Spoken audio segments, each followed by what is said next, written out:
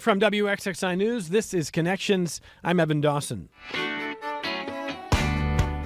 Our connection this hour was made with what was probably meant to be an offhanded comment, but became sort of a national news story. During a recent interview with Matthew McConaughey, Oscar nominee and actor Timothée Chalamet said, "No one cares about ballet and opera." The comment started a kind of a firestorm, with artists in those fields emphasizing the value of centuries-old modes of artistic expression. March is Music in Our Schools Month, and local students are spending time focusing on the value of the classic art forms. We're going to talk to local artists and some students about it. Some of our colleagues are going to weigh in. But first, we continue our weekly roundup of the stories generating a lot of buzz. Capitol Bureau reporter Samuel King will join us from Albany to talk about the latest with the New York State budget that's coming up. But first, two local businesses are working to come together under one roof, and it is not just a business story. As WXXI's investigations and enterprise editor Brian Sharp reports, it's a story about community and culture, and Brian's here to tell us about that. Welcome back here. Nice to have you here. Thanks for having me. We're going to listen to your story in just a second on this, but why don't you start by setting it up a little bit? What are the businesses we're talking about here? We're talking about Malek's Bakery and Lipman's Deli and Meat Market in Brighton. They're both shops along Monroe Avenue.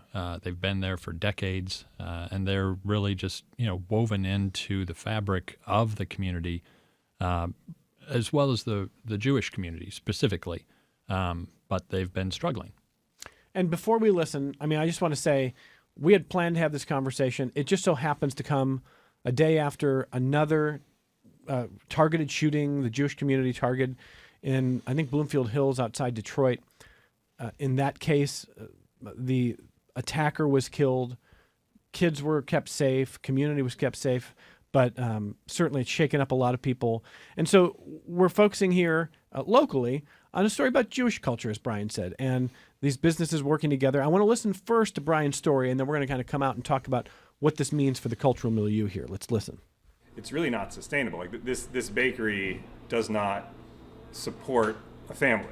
Nav Hanau owns and operates Malek's and Lipman's with his wife, Anna. There are many ways in which we operate at a loss while we're trying to build these businesses together because, the community needs this. These are the only kosher shops left in Brighton, and Rochester for that matter, which is significant because Rochester is home to the second largest Jewish population in the state outside of New York City, and nearly half of that population lives in Brighton. Here's Rabbi Peter Stein of Temple B'rith Kodesh. He has joined rabbis across the community in urging town officials to approve the project. One of the reasons why there's been this advocacy effort is there's a real need to maintain the strength of our community. If, Jewish families here are trying to decide whether to stay, if the grown kids are trying to decide whether to stay and raise their own kids here, this is going to be a really significant piece of it. The combined shop would be on South Winton near 12 Corners in what today is a vacant one-story building with a blue awning. Brian Sharp, WXXI News. All right, so these are the last kosher markets in Rochester, right? But you report that the market for kosher food is growing in the United States and around the world here. So tell me a little bit more of what we understand about that. So, in looking at some of the research and market reports on this, because I was curious, why we used to, have a thriving good number of Jewish businesses here, and finding that, and I was figuring it's like, well, this must be happening everywhere. But as people have gone more health conscious, want to understand more the source of their food, maybe have, in the case here, gone dairy free, they've turned to foods like kosher food. So that growth has largely been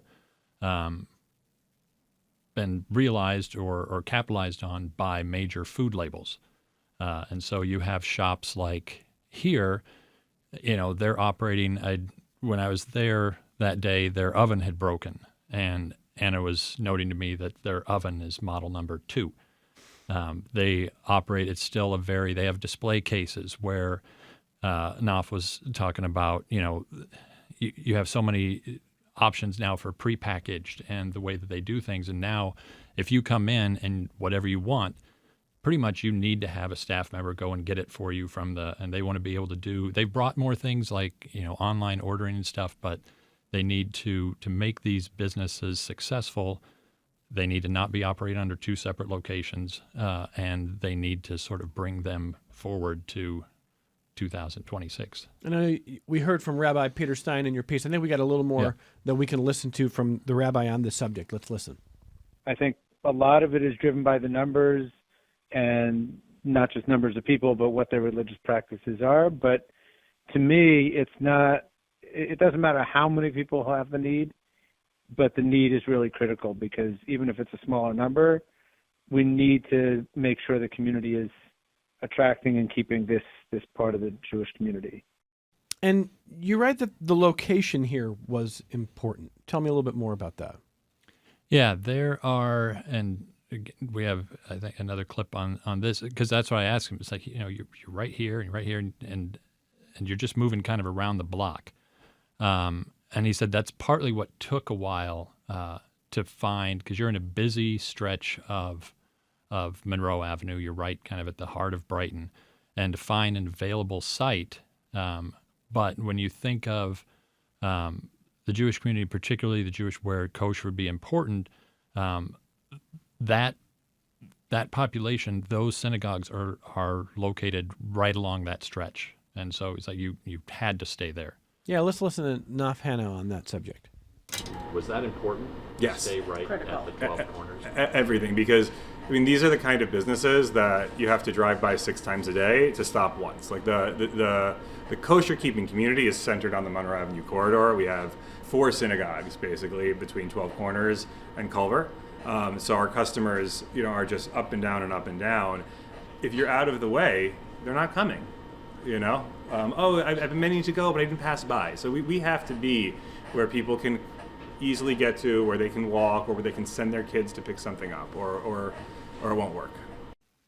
And so before we wrap up here, this is going to get settled up. Well, we could see some progress before the end of this month here. The town board meets on March 25th. But for this couple, this is also a chance to kind of create a better sense and collect Jewish food history. I know that matters to them a lot there. Tell me a little bit about that. So they're going to have the combined space. They also are going to have a pocket park dedicated to the Marion and Stephen Hess twins, survivors of the Holocaust. They're going to offer cooking classes. And Anna particularly was talking about, wanting to get history, newspaper clippings, et cetera, just about the history of Jewish food in Rochester, which is the history of Rochester. And she made a comment, something, it's like, this is a new building, but it's important to link to the past.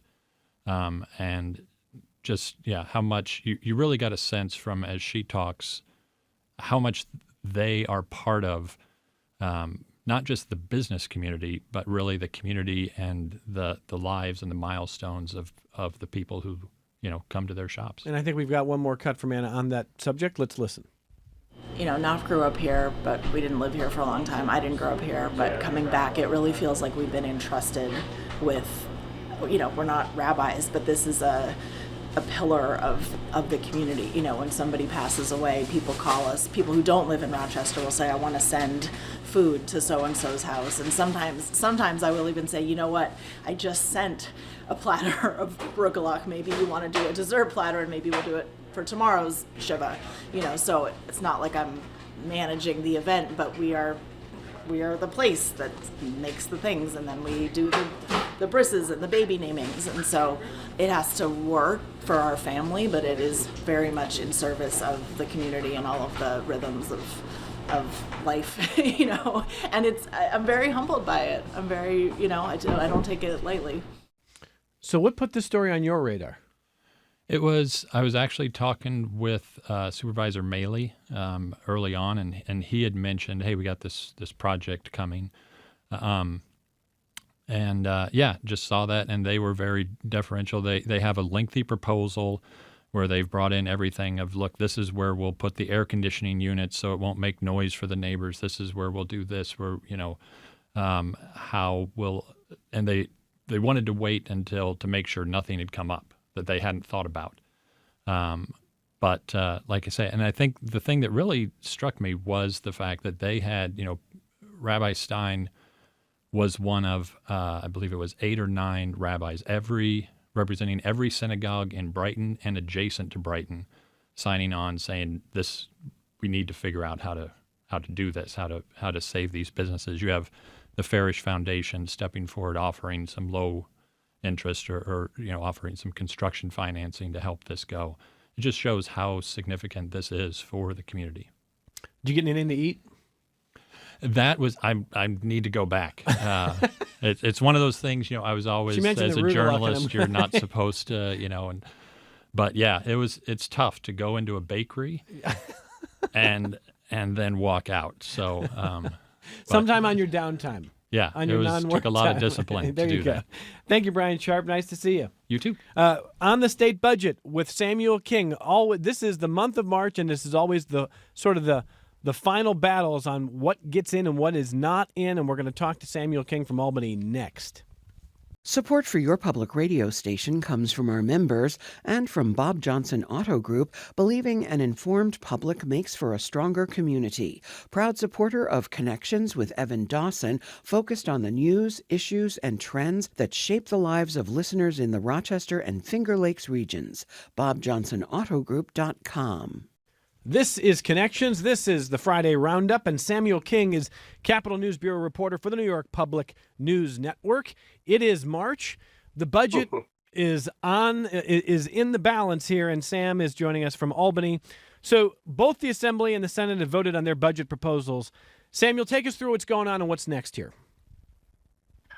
Well, one thing that both of the budget proposals had in them were tax increases. That hasn't been unusual over the past few years. Both the Assembly and Senate have included tax increases on the wealthy in their budgets, and you're doing so again to help fund a lot of the priorities, including child care and money for New York City and other municipalities across the state, including Rochester. Both of the one House proposals include about $40 million in aid for Rochester, above what the governor had put in her aid for municipalities proposal. So a lot of some differences in these budgets, but of course the main difference is the tax proposals from the Assembly and the Senate. So we've got some sound that Sam has pulled together from a number of different parties here, because this is a big sort of internecine fight here. This is not a Republicans versus Democrats, so to speak. We're going to talk about that. I want to listen first to Senator Andrea Stewart-Cousins on the subject of taxes. I think with the challenges that we are seeing from the federal government and the reality of so many, again, of our needs in New York State, that people depend on, we will earnestly and honestly push to make sure that some of these things are included. It's just important. I think the momentum is certainly on our side. Now, back in January, the governor does a state of the state. She puts out a budget, and she says specifically, we don't need like an ultra-wealthy tax. We don't need a millionaire's tax. We don't need a high earner's tax. We can do this without it. So why are the Democrats in the Assembly, in the Senate, knowing where the governor is on this, why are they making this a line in the sand? Well, a lot of it is where their conferences are, their respective members of the party. There's a lot of momentum, particularly after the election of New York City Mayor Zohran Mamdani. He has called for some tax increases, and specifically in the city, they have a major budget deficit. So he's saying if the state doesn't raise taxes on the very wealthy, on the millionaires, he would be forced to raise property taxes in the city, and that is something the speaker has called a non-starter. But the governor, as you mentioned, continues to sort of draw that line in the sand, even this week, still saying that she does not support a sort of a tax increase. But what they're saying is you need revenue to do all of the things that they want to do in this budget. So that's what they continue to sort of push for, these tax increases. But we'll see if that actually becomes a reality once the budget is finalized. Yeah, before we listen to some more sound, we're going to hear from the Assembly Speaker. We're going to hear from the governor. We're going to hear from the Senate Minority Leader. Before we do that, just briefly, you bring up Zohran Mamdani, who's obviously now the mayor of New York City, one of the really high-profile political figures in the country now, and he comes right out of the New York State Assembly, so he knows how this works. And from your reporting and from what I'm reading elsewhere here, If this high earners tax went through, the legislature's proposals would raise at least $4 billion in revenue for the state, $2.5 billion for New York City. So for some of the critics, sometimes, Sam, I hear the critics say, well, look, this is Zoran Mamdani sort of wagging the legislature. He's getting what he wants in childcare. He's going to get what he wants in taxes. Everything happening is about New York City. From what I'm seeing from you here, this isn't just about placating Mamdani. This is something that a lot of rank and file in the party want statewide, not just for New York City. Is that fair? Correct, just to fund to fund not necessarily tax, but to fund things like education, to fund things like childcare throughout the state. The Assembly and Senate proposals include some money to expand childcare. The Assembly, for example, would help expand 3K across the state. Again, these are just proposals. These are just statements of positions, not necessarily what's going to be in the final budget. But what we hear, particularly from the left and progressives, is we need this tax revenue to help improve people's lives. So when it comes to education, when it comes to higher education, when it comes to things like childcare, we need this extra revenue to fund things. So it isn't just New York City. That's where a lot of the push is coming from. But it's not just what the mayor says goes. There are people here in Albany, as evidenced by even before the mayor went into office, that these tax increase proposals have been in the budgets that certainly support raising taxes on the wealthy. Well, we heard a voice from and we should note, Evan. Oh, yeah, go ahead. Sorry, just real quick. We should note that the Assembly does include a small middle-class tax cut. It's a budget proposal, so it's not just the tax increases in those budget proposals. Okay, we did hear from State Senator Andrea Stewart-Cousins. Let's listen to New York State Assembly Speaker Carl Hastie on taxes. As I'm saying to you, I'm committed to making sure that the city and all of the cities around the state are on solid financial ground. So that's what my commitment is. I'm not committed to any one tax or all taxes. We needed to put forward a financial plan that does everything that we would like to see as an assembly body. But, there's many ways for us to get somewhere. So I'm committed to getting cities that are in distress and other communities as well the help that they need. All right, that's the Assembly Speaker. So now that the proposals from the legislature have been released, what does Governor Hochul have to say about these things? Well, let's listen to some of the sound from Governor Kathy Hochul. Our tax base has been eroded.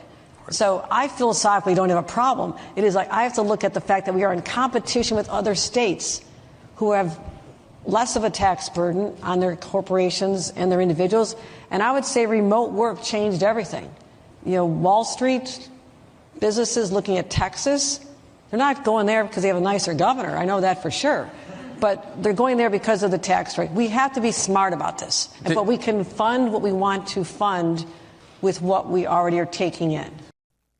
Okay, so she's staying where she is.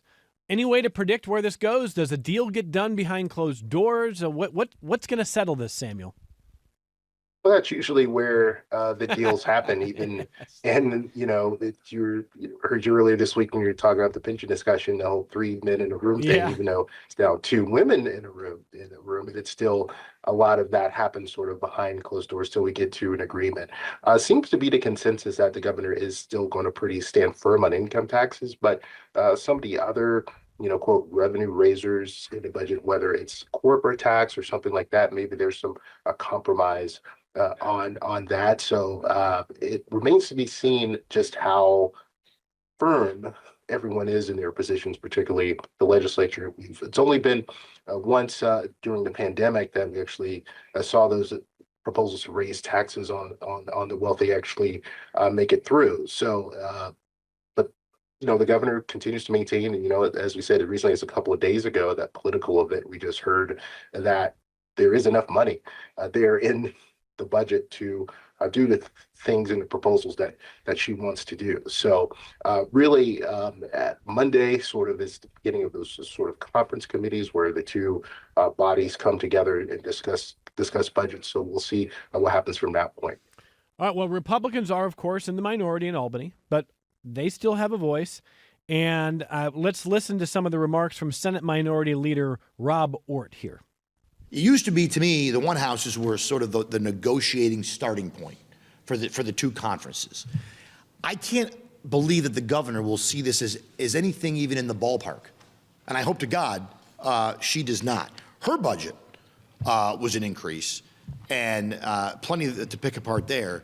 This is really just, a sort of a far left, if I were king for a day document. And to me, it does not reflect fiscal realities. The notion that we're going to expand the state budget by $16 billion more is just unbelievable. So how much juice do they have to affect the outcome here, Samuel? Honestly, not much now that they are not in control of the state Senate. They can sort of slow things down. During that news conference, the Senate Minority Leader did say that they received 2 hours to debate the budget in the Senate, and they pledged to use the full 2 hours, and that is what happened. And then once the budget is adopted, they can raise their voice, they can slow things down, they can bring things up. And they have mentioned that affordability. That is something, we are in an election year, of course, for the governor and for members of the legislature. So affordability is one thing that is at top of mind. And Republicans also are criticizing the governor and the legislature for sort of not taking more action on utility rates. We've had sort of this discussion that the governor wants to take a step back on the 2019 climate law, saying that, it's, we need more time for implementation of that law. And that's sort of the memo that came out that said upstate households could expect to spend $4,000 more a year in costs. So she's trying to get that. The Senate and, in the Assembly. The Assembly does not include anything about that in their budget. The Speaker has a longstanding policy of no policy or credo, whatever, no policy in the budget if it doesn't have a fiscal tie to it. So that kind of gets them around a lot of these sort of controversial questions that aren't necessarily, budget related. So it'll be interesting to see with that. The Assembly plan does include a plan for utility rebate proposal. That is not in the governor's proposal. That is not in the Senate proposal, but that's one thing that they're pushing forward with an eye of, hey, we hear you about these utility bills. Here's one-time relief.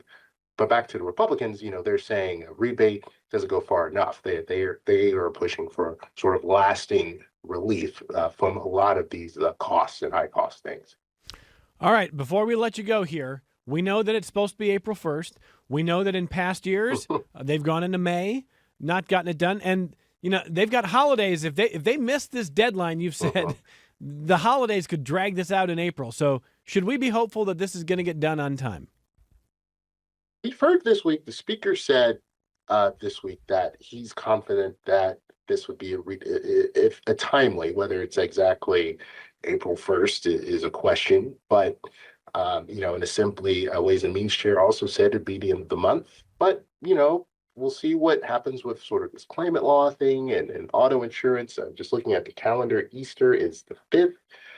The state legislature and Passover is coming up too. So the legislature is scheduled to take a 2-week break beginning on the 6th.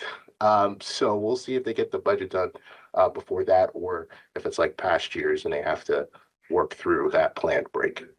Samuel King, I don't know how you do all that you do, but we are so glad that you do. Capitol News Bureau reporter for NYPNN, the New York Public News Network. Great stuff. We'll look for more from you. Thanks for joining us this Friday afternoon.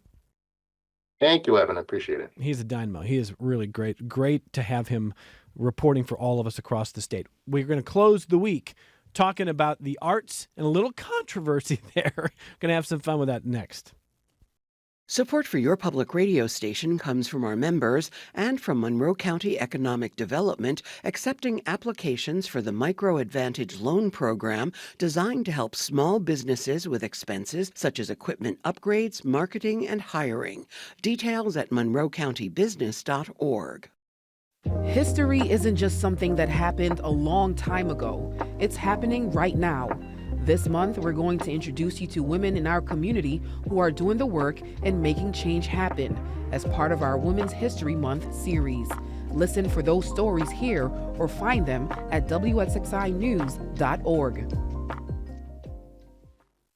As public radio stations across the country navigate an uncertain funding future, it's time for you to become a sustaining member or increase your monthly contribution to your public radio station. Your support ensures the future of independent media in this community and beyond. This is Connections. I'm Evan Dawson. We are ending the week with a conversation about music in our schools, and it has even more significance after some comments about the arts went viral. It's never really fun to see people who work in the arts sort of creating this hierarchy and what's more important than others. We'll talk about that in a moment. In fact, we're going to hear some of those comments that blew up on Timothée Chalamet. First, let me welcome our guests here. Mona Seghatoleslami, music director, host, and producer for WXXI Classical 91.5. Hello, hello. I always love having you in this studio. Thank you for popping down with us. Our colleague Hannah Maier is going to join us shortly, music director and afternoon host for The Root. Hello, Patty Yarmel, Dr. Yarmel, founder and co-director of Strings for Success. Nice to see you. Thanks for being here. Oh, it's great to be here. Thanks for having me. And let me welcome Tabian Wells, a sixth grader at the Dr. Charles T. Lunsford School number 19 in the Rochester City School District. Thank you for being here. You're welcome. Thanks for having me. And hello, Jason, who has the distinguished pleasure of being Tabian's dad, who's alongside. Nice to see you as well here. Thank you. Thank you for having us. So we'll get into some of that controversy in just a second here. But Mona, we don't need to create this Olympics of who's better and who's the gold medal art, right? I mean, ultimately, we're going to listen in a minute to what Chalamet said, but I don't think classical, whether I'm listening to classical, whether I'm listening to The Root, whether I'm listening to my own playlist, why are we ranking things and talking about who's more I don't think important? we are, and even that phrase, the classics matter, is that just code for not listening to new things, just to establish things? So I think that making music matters. Of course, listening is great. And I think that's the thing. People shouldn't feel bad. Oh, I don't know how to play. I never learned an instrument. You find meaning in it. It means so much. But of course, I think as Patty and as others here would say, is that there is something special about playing music with your friends, creating things, whether it's starting a band or being part of an orchestra, or if it's going to be dance is your thing. We talk so much about social disconnection and how we get to know each other. Music is the way that I've become friends with so many people. So I guess, I don't know if that's quite the answer to your question. I think it is. Let's listen. So Chalamet was talking to Matthew McConaughey, and this is how this all kind of blew up on him. Let's listen to what Chalamet said. I admire people, and I've done it myself, to go on and talk about, hey, we got to keep movie theaters alive. We got to keep this genre alive.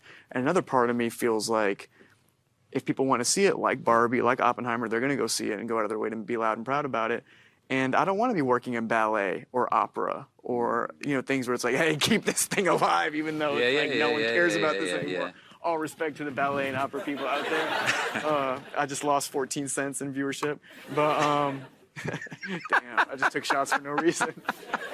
All right, at least at the end, he acknowledged Mona. I just took shots at them for no reason. It kind of instantly, you could see him trying to pull the words back into his mouth. Well, here's my theory. He's secretly a huge fan because opera and ballet companies are doing so well with this. 20% off tickets, use coupon code Chalamet. So, you got to take a controversy and make it like a marketing campaign. But the big thing is there's this idea, yes, that he's even in a field movies that are people going to keep going to the movies in the same way. Exactly. And the only thing is things certainly change, but we keep reaching back to something, whether it's because it's got some message that someone centuries ago understood, or whether, again, it's about that experience, the shared experience of sitting at the little theater laughing at gremlins around Christmas, or the shared experience of, again, playing a string duet with someone. Yeah, and those remarks, you're making a really important point here. He is not one to talk at a time when there's a lot of talk of closing movie theaters. and people talk about Chalamet wants to be great. I appreciate that about him. He wants to win Oscars. He wants to be considered great. He's in a field that's changing too. Mm-hmm. And everyone is sort of trying to figure out how to get I'd say he's attention. closer to great when he's in Marty Supreme than when he's sort of boring in Dune. You should come on every week and do pop culture analysis. Absolutely 100%. But I just don't know that we need to single out any form. I remember when I started hosting this program 12 years ago, and people were saying, hey, you got to have a conversation about, like, is it the death of classical? Is classical? That's been written, that article's been written like every other year. It's actually been written since the Middle Ages, or since, Renaissance, were madrigals going to kill classical music? Was recording the death of classical music is our oldest story. So that's one. Two, I'd say the counterexample in popular culture, and maybe it'll come up, is when I saw the halftime show with Bad Bunny, with all the musicians, whether they're string musicians, salsa musicians, great brass bands, Giancarlo Guerrero, the conductor of the Grand Park Orchestra, all part of this vibrant musical experience, was a reminder. And I actually saw a video online of a kid watching it saying, I want to do that, pointing at one of the violin players. So that to me is, I guess, the thing to run towards than away from Chalamet's comments. Sure. And, all of which brings us to, let's talk about what's happening in our own community with the arts. And we're going to talk to Mona about this. We're going to talk to Hannah about this. In fact, learning from some of the work Hannah did on this subject, according to the National Association for Music Education, 92% of children as of 2019 had access to music education. Only 49% actually participated in the offerings. And what's the first thing that pops for you there, Mona, when you hear, so 92% still have some kind of music education, I guess, available, but less than half kids are doing it? So there are a lot of things I think that go into this, and Patty probably can speak to this, is that although you might have a school music program or you might have a program that's after school, do you have a ride to get there? Do you have the instrument? Do you have all the little things that go with it that I think we sometimes take for granted that are beyond the actual music learning? And of course, I'm fine with, I think Herb Smith has talked about someone that in his life learned music, or somebody was said, someone started music, didn't love it. Turns out dance was their thing. It might be something else than music. I'm always happy when people have their thing, but I think there are things that keep people from participating besides it's there. So, Music in Our Schools Month. Before we kick you out and let Hannah come in and take your seat here, these kind of efforts, do you think they make a dent? You think they can start that fire in kids? I think so. I think it's, we maybe those of us in music know it all the time that this matters, but I think these sort of coordinate efforts mean that we can make sure to get some more resources, more attention on the people who are doing the work every day. That day where it's cold and snowy and you're tired and you forgot your violin or your rosin, and the teacher's still there to encourage you. The students are still getting together and making music, even if it's a crummy day. It's that kind of thing that happens all the time, but this is just a chance to shine a spotlight on it. And I'd say the other thing that I recently saw, I want to read this study, is that a doctor from Mount Sinai, I think a music therapist, did some work with John Batiste of the Tonight Show band on the social connection factors in music. So that shows that also popular people and people thinking very academically, not just music is nice, but it's really essential. I think that work goes forward too. Let me get a little wonky in this last question for you, and I'll let you go. Yeah. Because I've been thinking a lot about the way tech is changing culture. Mm-hmm. And Sean Illing is a really smart writer who writes about how the least democratic kind of cultural change is through technology. So when television arises, like in the 1960s, I think, it's like you're getting a television, like whether you want it or not. But you're also getting the Leonard Bernstein Young People's Concert, so. Sure, I mean, like, there's always a trade-off. But Illing writes that tech doesn't really give us a choice. Yes, you can resist, but most of us will have a phone now, whether you want it or not. Most of us are on it more often than we want to be. And I'm thinking about the surveys of Americans who say that they don't love technology. A majority of Americans say that, like, they'd rather iPhones did not exist. They'd rather TikTok did not exist. Teenagers say that, and yet they spend hours on it. So we don't want this much change. We don't want entire art forms to go away. We don't want all of this sea change.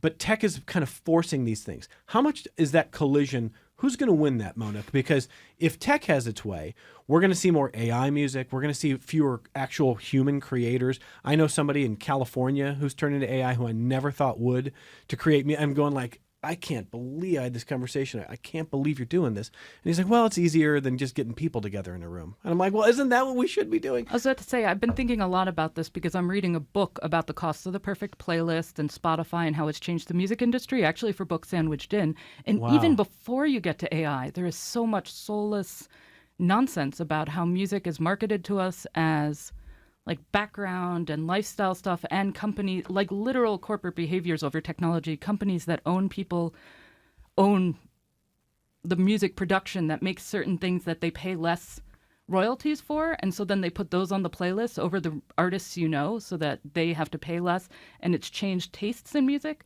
But as I get through the AI section into the back half of the book, it is about the human aspect, because of course this destroys livelihoods also. Absolutely. And changes the way our brain revolves around Yep. music. But the thing is, every time I read this book, I feel like I'm waiting right before a concert or before a rehearsal. And so the big antidote to feeling like garbage when I read some of this stuff is to pick up my viola and play, to hear some real people make some music at the little cafe, to know that I feel like that, or the project that I'm excited about coming next month at Eastman, where hundreds of musicians will be on Parcel 5 making music together in a spatial piece called Broadcast by Lisa Bialava, who I just spoke to. There are many things that I may do are easier for technology, and I like it or use it or fall into sort of those easy, whether it's traps or just convenience, and it's actually good. It might be more democratizing in some ways. Every time, it's not replacing whatever that human thing we do together is. That's a bit messy, a bit weird. You fight with your bandmates, you stress about getting to the gig and loading all your gear in, but there's something really amazing about the act of making music and the act of listening to it, how you feel after you've gone to a concert that you even thought, do I really want to go out tonight? And then you come home and you're like, oh man, I just heard that. I love it. So that's, I guess, what it is. It's all going to be there. It's going to change. It's going to be complicated. We do have some power, though, in how we choose to consume things, how we choose to compensate our artists, and how we choose to involve ourselves in, I guess you could call it, the means of production. Oh, so good. Thank you, Mona. Mona Seghatoleslami is going to step aside for our colleague, Hannah Maier, from The Root. But that's the great Mona Seghatoleslami, who you can hear as a music director, host, and producer on Classical 91.5. So let's talk about music in our schools here. And Hannah, you recently interviewed Patty about Music in Our Schools Month. By the way, it's nice to have you in our studio here. Hey, thanks for having me. Great to have you. Yes, I did get to interview the wonderful Patty Yarmel, and that interview is up on theroot.org. And she was so gracious to come in and speak with me, and I learned so much about Strings for Success and music in our schools. So, Patty, you want to just set the scene for people who don't know music in our schools and what Strings for Success is. Do a little explainer first, and then we're going to talk to Tabian about the value of this kind of experience. But what do you want people to understand about what's going on right now? So I'll tell you a little bit about the history of Strings for Success. I'm actually the founder of the program, and it started 18 years ago, and it was the founded on the belief that every child should have the opportunity to participate in the arts, because as Mona was saying, there's something that happens. It's magical, it's transformational when you actually have the opportunity to pick up an instrument and learn it and study it in a very concentrated way.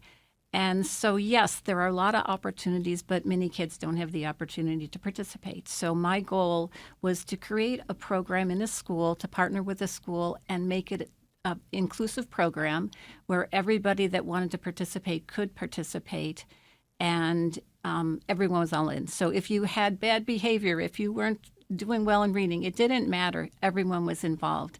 So we started with 16 children and a bunch of collected instruments from the community. I went out and just asked people, do you have any instruments?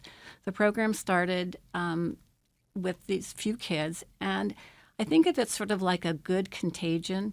As soon as people saw what was going on, they all wanted to participate.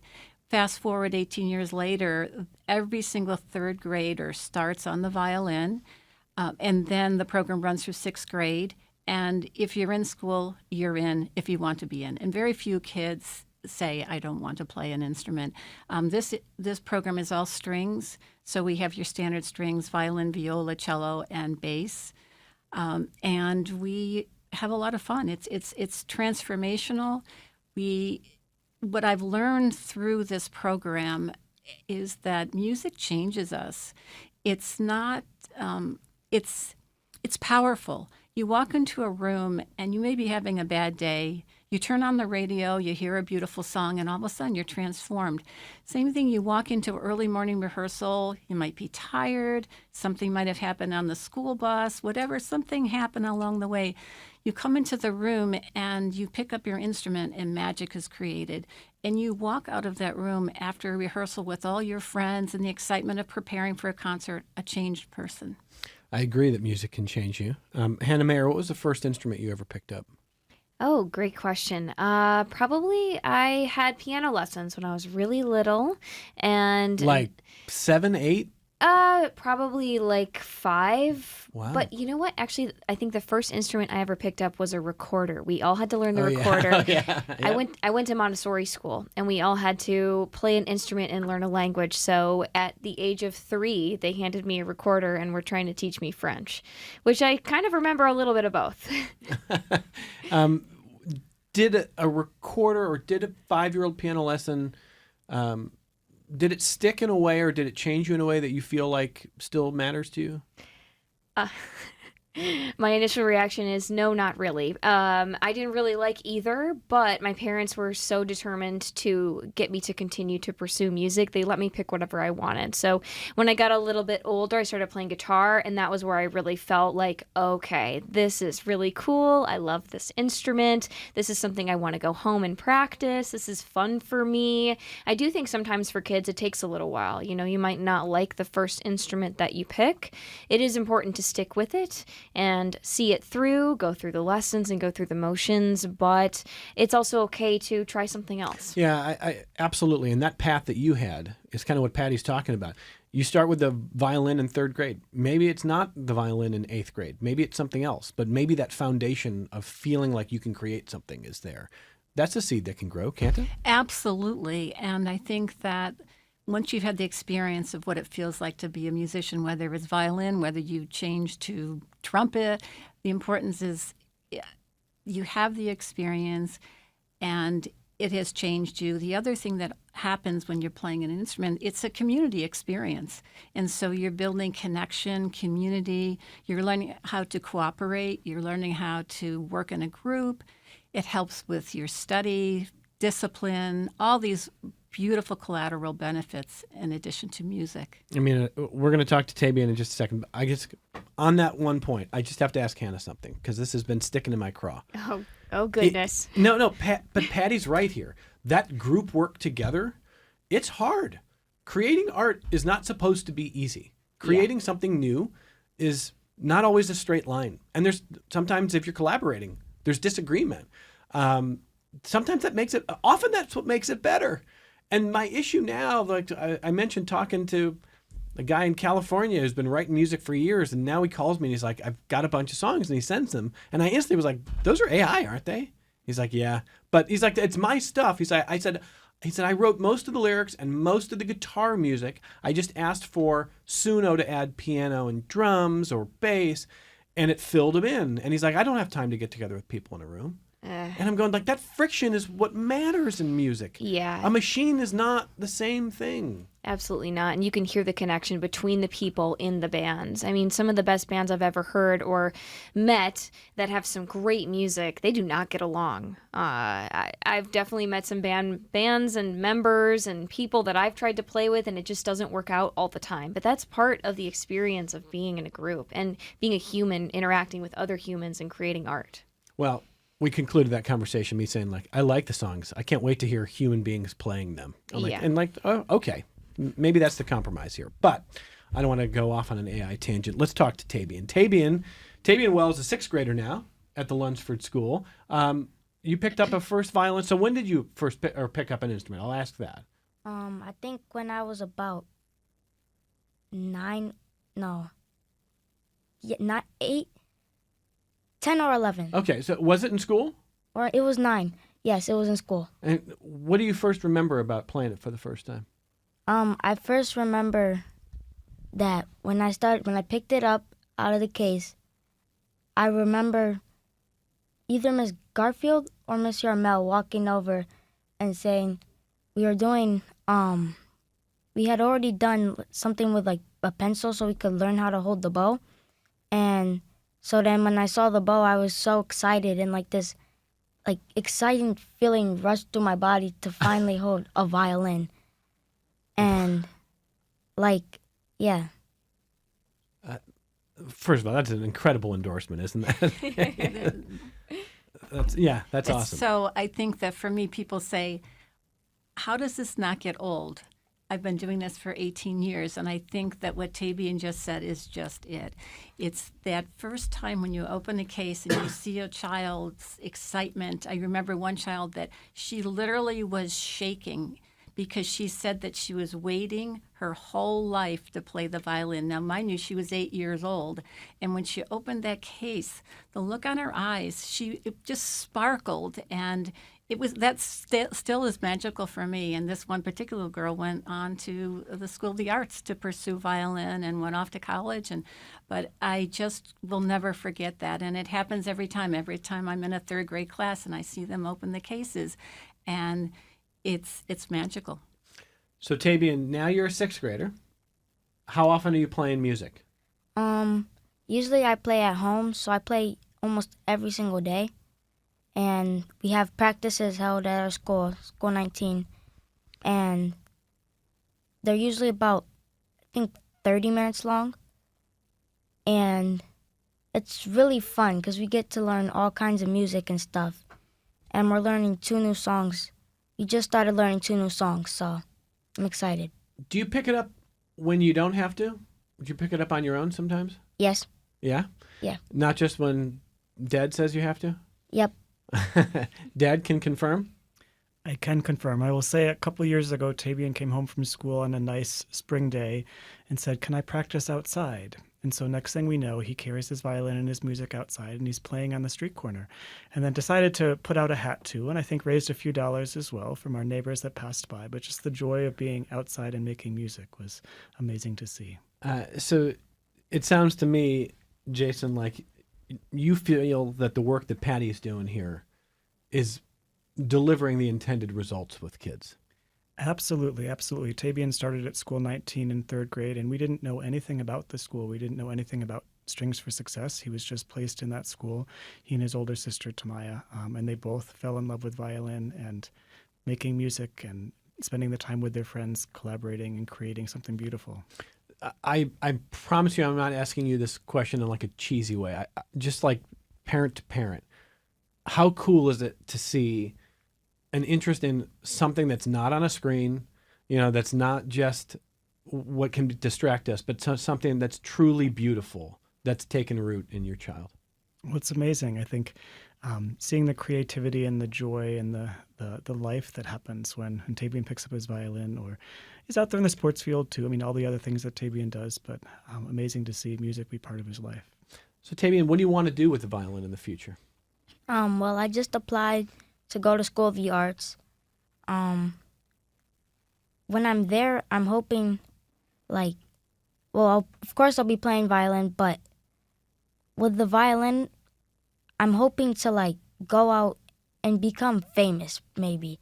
Because I want to show people that even if different kinds of people say, no, you can't make music, or no, you're not good at that, you can always do it, and anything you put your mind to, you can succeed it.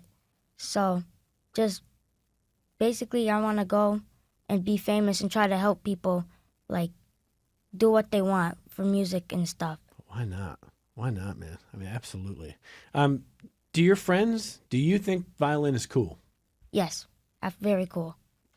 So why is it cool? Well, because there's multiple reasons why it's cool, but one of the main reasons is just learning it. Learning how to play the violin might not be as fun, except for it is still fun because it's depending on if it's your first time taking the violin, you're gonna want to learn songs immediately. You're not even gonna want to wait for anything. You'll just start playing randomly. And I think that even then, there's always something more, I feel like. Because there's excitement, but then, there's some other feeling that I can't really describe. It's like excitement with sadness, kind of. But, because, you're super excited, but then you're kind of sad that you didn't get to play a while ago. What a really, truly an interesting idea on how music can affect you emotionally. That is really, really cool. Patty, before we go here, I know you're proud of hearing stories like this, and you deserve to be. Anything you and Hannah want to share about Music in Our Schools Month, by the way, that we haven't hit here? I would like to also, while I'm here, acknowledge my co-director because I'm here. She's back at school teaching third graders right now while I'm here, so I want to make sure Ms. Hannah Garfield gets acknowledged as a co-director in this program. I guess I wanted to say how important it is and how important this program, Strings for Success, it owes its aliveness to the community, and that why it works. People will say, well, there's lots of music in schools. Why is this one special? And I think it's really special because of the partnership between the Center for Youth and School Number 19. We're able to provide many more resources. So instead of having one instrumental music teacher, we have 5. So instead of kids getting a group lesson once a week, kids get private lessons in addition to their group rehearsals. We have lots of resources in terms of instruments, so kids have instruments at school and at home so they don't have to carry them back and forth. We're able to go on incredible field trips. Last year we traveled to Connecticut to perform at the National Association for Music Educators Northeastern Conference. So we got to get on a coach bus, drive to Connecticut, stay in a hotel, go to a trampoline park, do all these wonderful things, but perform for our colleagues from all over the Northeastern Seaboard. So I think that speaks to something that we're not really good at these days in terms of working with community. So this is a good representation of what a community can do together. I know the team from the Center for Youth is very proud of this partnership. We heard from them. I know they're proud of Tabian and so many other students. Thanks for sharing this story with us, with The Root, and with us. Thanks for coming on Connections here. It's great to see you. Thank you so much. Hannah, where are we going to hear you next? Well, I'm playing out all over town. I'm on the air from 2 to 6 p.m. Monday through Friday. And just like Tabian, I am practicing and working on my instruments every day. It's great. I love having you in studio talking music. And the interviews that Hannah does are so good. On where? Online where? Yes, you can go to theroot.org. You can see my interview with Patty Yarmel, as well as our partnership with Strings for Success and all the resources there to get in contact with them. Thanks, guys. Good luck, Tabian. Thanks, Jason. Thanks for being here. Have a great weekend, everybody. Talk to you next week. This program is a production of WXXI Public Radio. The views expressed do not necessarily represent those of this station, its staff, management, or underwriters. The broadcast is meant for the private use of our audience. Any rebroadcast or use in another medium without expressed written consent of WXXI is strictly prohibited. Connections with Evan Dawson is available as a podcast. Just click on the Connections link at WXXInews.org.